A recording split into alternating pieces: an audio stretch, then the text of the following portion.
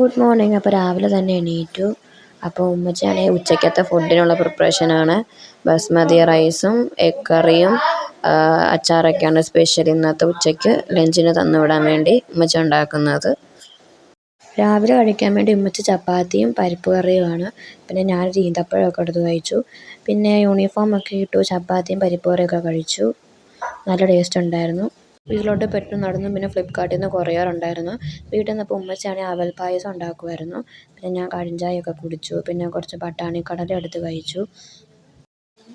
പിന്നെ ഉമ്മച്ചി പായസമൊക്കെ കൊണ്ട് തന്നു. രാത്രിയായപ്പം പള്ളിയിൽ നിന്ന് നേർച്ചച്ചോറുണ്ടായിരുന്നു. നെയ്ച്ചോറും പരിപ്പും ബീഫ് കറിയുമായിരുന്നു. ഉമ്മച്ചി പരിപ്പ് കറി വെച്ചത്. പിന്നെ അനിയത്തിക്ക് നോമ്പായിരുന്നു. അവൾ പട്ടാണിയും പഴവും ചായയും പായസമൊക്കെ കൊണ്ട് നോമ്പ് തുറന്നു.